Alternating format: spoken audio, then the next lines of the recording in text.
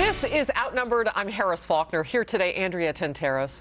Katie Pavlich is here. Yay. Host of the brand new show, Kennedy, on our sister network, Fox Business. Kennedy herself.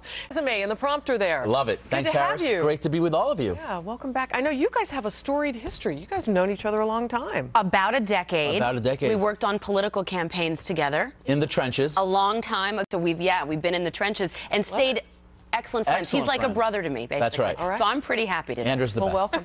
Okay, let's get rolling. Thank you. Trouble is brewing in Washington already. Just one and claim that they wanted to do. It certainly hasn't pushed them back in terms of territory. Ed Royce of California, a Republican. True, and the kind of motive behind this, that makes it difficult. What's the strategy?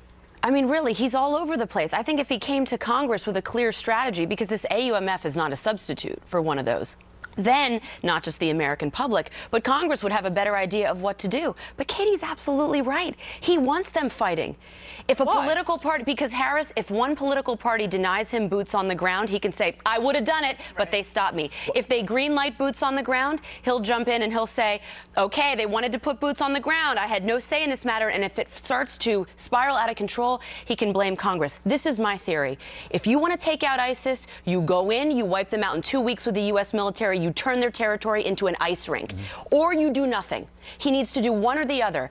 Very wise man once said, half-hearted measures in war are madness, and that's exactly what we're doing. And military leaders waging a political battle when he should be waging. Though is kind of a disconnect. Just military combat boots on the ground would not be. He doesn't even know. Actually, that's what here in 36 months. But the other thing is that the war is now changing. So how do we know this? Because the Pentagon confirmed it when they conducted that drone strike in Afghanistan's Helmand province. Remember, they killed that former Taliban leader.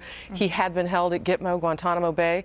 He'd skipped over to the other side to ISIS to lead and recruit. And it comes back to the president refusing to identify the. Now, we're going to back down to 1,000 by the end of this year. How are you going to ramp up to fight ISIS in a new territory of Afghanistan if the Taliban are going to rebrand themselves under ISIS and draw down? Can I just make one quick point here? Government people, I'm one of them, believes that one of the most you're right. The president doesn't want to send American ground forces, but he's not just like Turkey. That they will put. We have spent billions of dollars to train 190,000 Iraqi after we train them. So stop the training bottom them. line is we shouldn't train them if we're going to start American schools. boots on the ground. Nothing Absolutely. Else. Go in there. I don't think that there's... Okay, one problem with that of what you do about recidivism. Well, even President Obama said last fall he didn't have a strategy. Remember, he stood up at the podium and he said, I don't have a strategy. He admitted it to the world. Who would do something like that? The Department of Defense went crazy. So again, either we go in and we flatten them with the full power of the U.S. military and get out. No democracy building, no inky fingers, none of this hearts and minds stuff anymore. Or we do absolutely nothing because, Harris, think about what he's doing. He's provoking the jihadists without doing anything. And if I were the Republicans, I would make this point. Okay. This is his war. He had the opportunity to defeat ISIS a long time ago, and he didn't do it. This is Obama's war. He has made this worse. He is asking to go to war. The Republicans need to hammer that point home. One thing I would say, most depressing news, especially right before Valentine's Day. I want to just hold out for the right guy. I'm hurt. I think that short guys are probably intimidated by me. So no. That was a big breath in. Writing a book about this very subject, men and women coming together.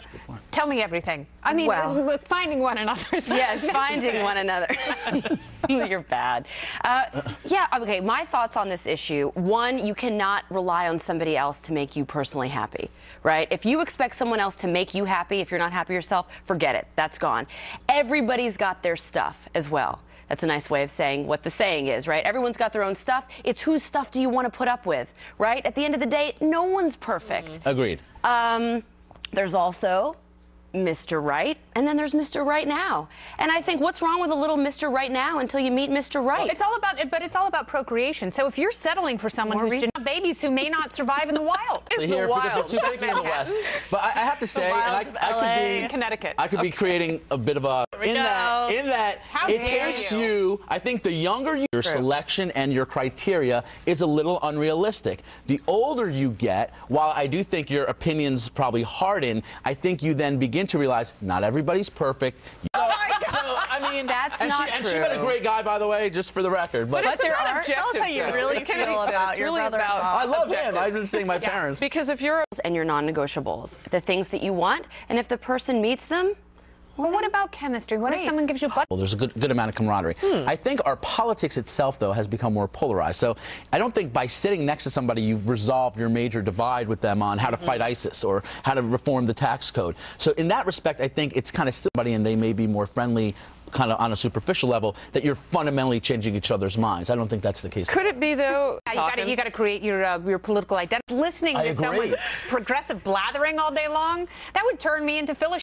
I actually find that the camaraderie on Capitol Hill is oftentimes nauseating because they're supposed to be fighting with each other and they're hugging each other and giving each other, how are you? Yeah, that picture of John Boehner and Nancy Pelosi making out. Oh, it's horrible. Newt Gingrich sitting on the couch with Nancy Pelosi. Yeah, I mean, it's like, I could do with less of that. But, often John McCain is seen sitting with the Democrats. So I don't know if this is true. What was the big thing? He was spooning Patrick Leahy last week.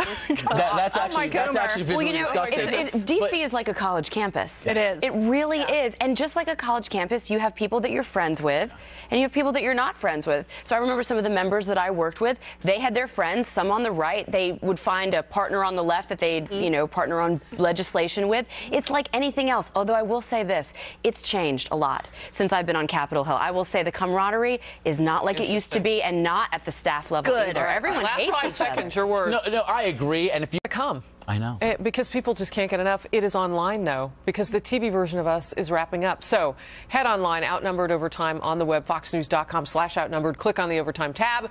We are back with the TV version of us tomorrow at noon. And right now, happening now.